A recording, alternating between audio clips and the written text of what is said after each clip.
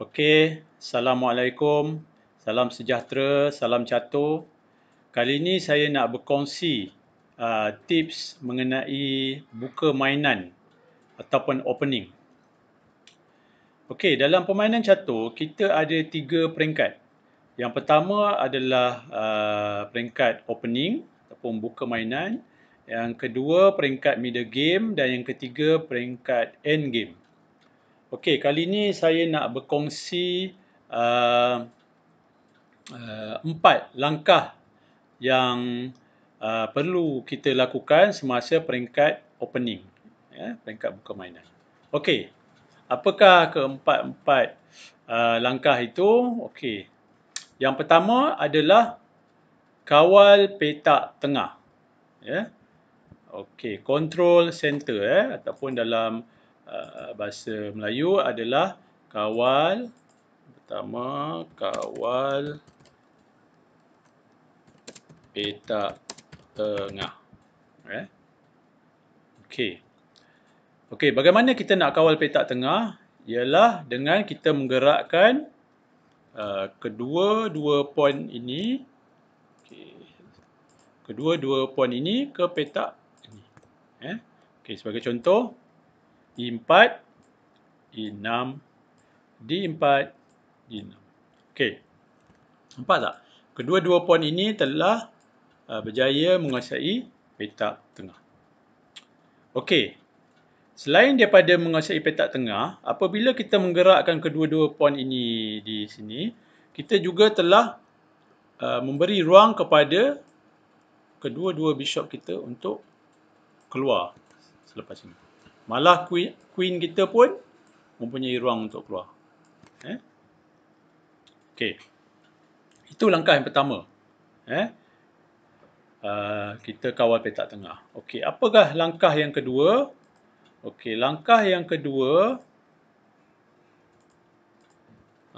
kedua ialah castling. Ataupun selamatkan king kita. Castling ataupun selamatkan king kita.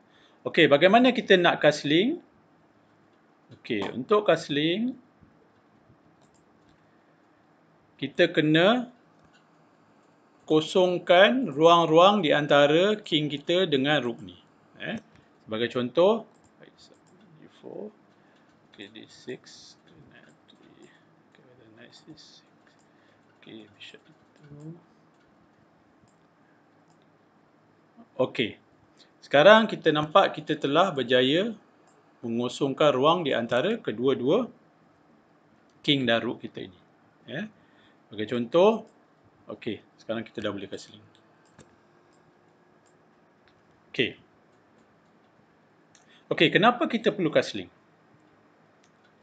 Okey, dalam permainan catur, salah satu cara untuk menang ialah dengan kita checkmate king lawan kita. Dan sama juga lawan kita, dia nak menang, dia kena checkmate king kita. Jadi adalah penting untuk kita pastikan king kita berada dalam keadaan selamat. Salah satu cara untuk memastikan king kita selamat ialah dengan cara kita castling, di mana kita king kita menyorok di belakang pawn-pawn ni. Jadi nampak tak? Apabila king kita telah castling, menyorok di belakang pawn-pawn ini adalah susah untuk hitam nak serang king kita. Okey, itu langkah yang kedua. Okey, langkah yang ketiga. Okey, langkah yang ketiga ialah kita hubungkan kedua-dua rook kita. Hubungkan kedua rook. Mana rook-rook kita? Okey, ini rook-rook kita. Okey. Ini kedua-dua. Okey. Jika kita nak hubungkan kedua-dua rook kita, kita kena kosongkan square-square di antara kedua-dua rook ni. Okey, macam mana kita nak buat? Ialah, okey, sebagai contoh, C3, okey, C3, bishop F4, 7, queen D2, Okey, nampak tak? Kita telah berjaya menghubungkan kedua-dua root kita. Okey. Kita telah selesai langkah yang ketiga. Seterusnya, langkah yang keempat. Okey, apa yang langkah keempat? Okey, langkah keempat ialah letakkan root kita di petak tengah. So, setelah kita berjaya menghubungkan kedua root, kita akan letakkan root kita di petak tengah. Contoh.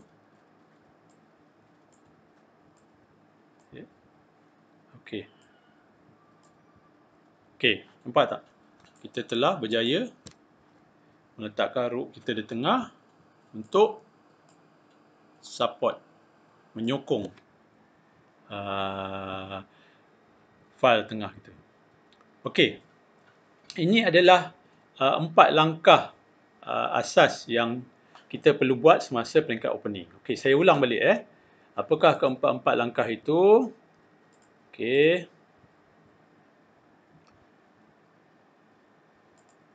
Okey.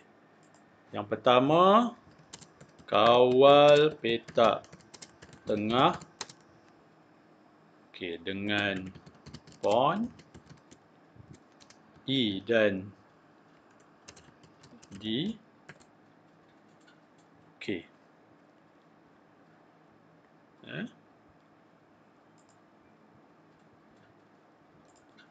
Okey. Yang kedua, kita castling, iaitu selamatkan king kita. Okey, yang ketiga adalah hubungkan kedua-dua root. Dan yang keempat, yang terakhir ialah letakkan root kita di tengah. Saya ulang. Pertama, kawal petak tengah dengan pawn E dan D. Kedua, castling, selamatkan king kita. Ketiga, hubungkan kedua-dua root. Keempat, letakkan root kita di tengah. Contoh, 4. Okey. Okey, kita menguasai petak tengah. Kita castling, langkah yang kedua. Langkah yang ketiga, kita hubungkan kedua-dua root. Dan langkah yang keempat, yang terakhir ialah kita letak kedua-dua root di tengah. Okey, itu saja 4 langkah ataupun step yang saya nak berkongsi semasa peringkat opening. Dan sekiranya kita berjaya membuat keempat-empat langkah ini, kita akan dapat memasuki peringkat yang seterusnya, iaitu middle game dengan mudah kerana kita telah meletakkan piece-piece kita di position yang baik dan memudahkan kita semasa di peringkat middle game. Okey, itu saja yang ingin saya kongsikan. Sekiranya ada komen-komen mengenai video ini dan sekiranya ada cadangan-cadangan, topik-topik ke yang nak saya kongsikan, bolehlah type di ruangan komen. Okey, sekian, terima kasih.